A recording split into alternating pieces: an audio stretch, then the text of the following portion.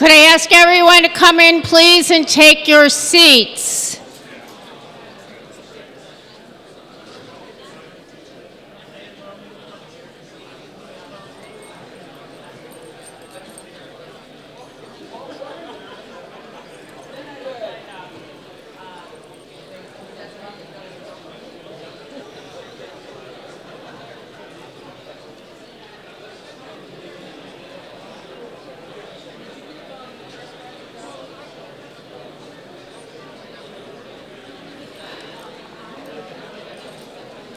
Please come in and take your seats, and then I'm going to ask them to shut the doors, please.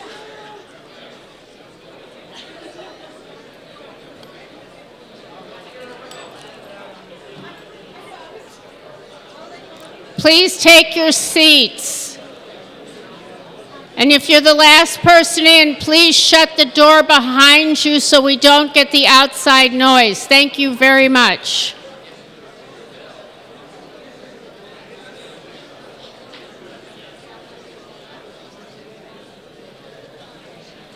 Please, could somebody please shut the door that is on my right?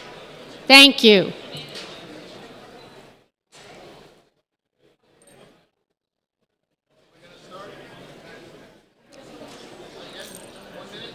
No, now.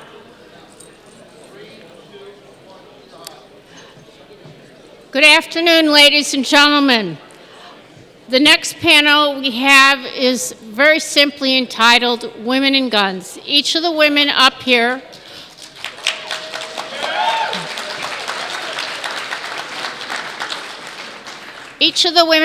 could be on any panel, but we put them all together so you can hear the diverse stories of where they came from and why they are here. And again, their skill set means they could be on any panel. I'd like to welcome Beth first. Thank you.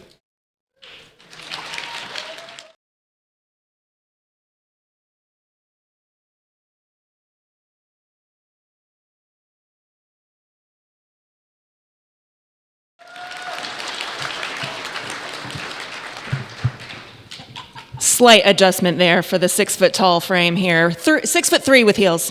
I'm Beth Alcazar. I'm mostly known for writing and working with the USCCA, but I just want to share as a speaker, a writer, an instructor, I go around the nation, and when I talk to people about whether or not they're involved with firearms or shooting sports or personal protection, or if I ask their why for getting involved, I often hear a lot of could've, should've, would've.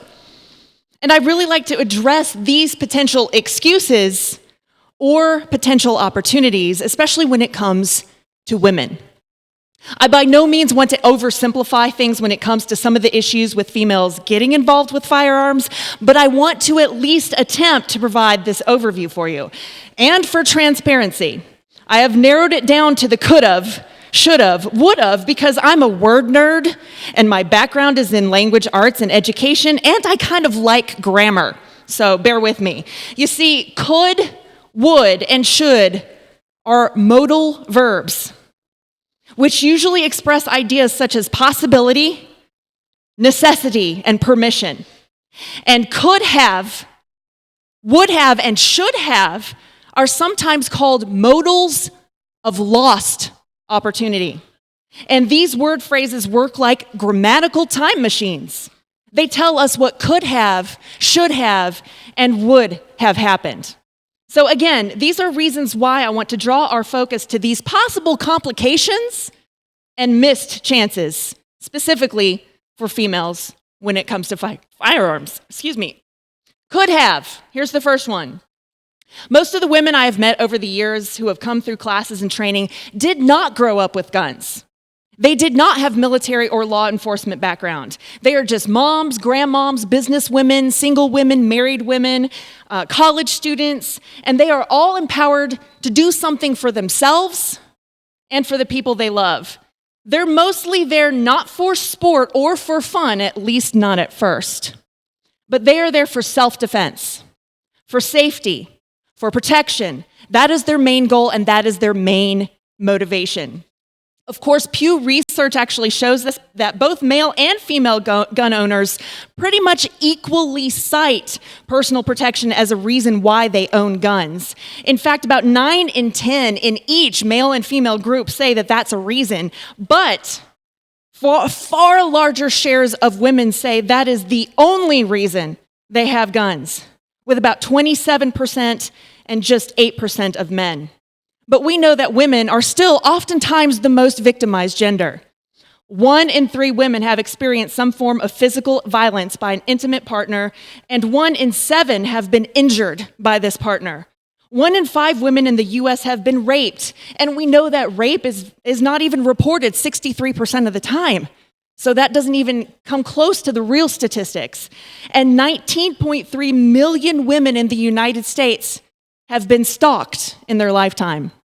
And yet, so many women I have talked with did not even know they could have a firearm, that they could learn how to use it, that they could effectively and efficiently rack that slide, press that trigger, hit that target, and have a tool of protection with them every day as easily and as naturally as they would have a purse, a watch, jewelry, or a phone. Now let's talk about should.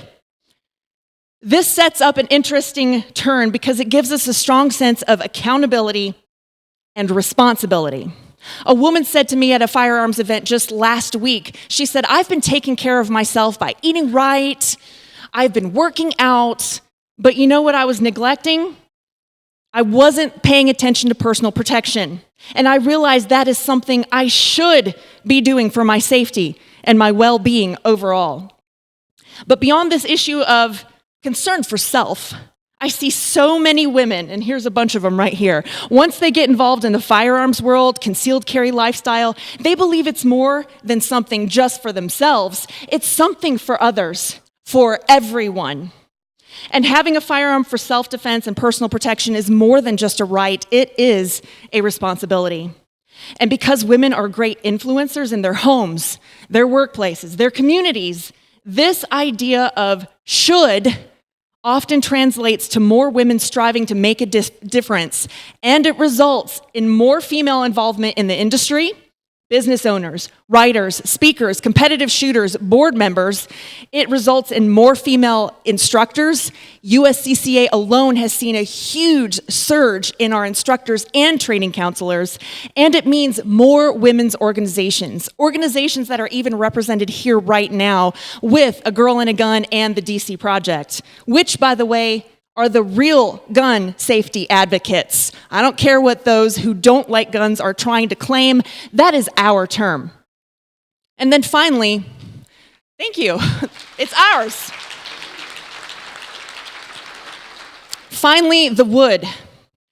Probably the most worrisome and the critical of all 3 options is would have. Unfortunately, there are countless innocents who have been brutally attacked, who have thought or even stated, "I wish I would have had a gun." I know personal stories from friends and family members, but one that stands out is that of Carol Bone. On June 7th, 2015, this 39-year-old hairdresser from New Jersey was brutally attacked and killed by her ex-boyfriend in the driveway of her home. The thing is, she can't speak now, but we know she wished she would have had a means of protection because she waited defenseless for her firearms permit from the state of New Jersey. And she did everything a law-abiding citizen could possibly do. She got a restraining order, she installed security cameras, and she attempted to obtain a firearm legally by going through the motions of her state's cumbersome months-long process. Carol had applied for her firearms permit not weeks, not days, but months in advance of the brutal attack. But she was left helpless, and she was violently and senselessly killed. If she would have had a way to defend her life, if she would have had an equalizer, if she would have had a chance, Carol would be alive today.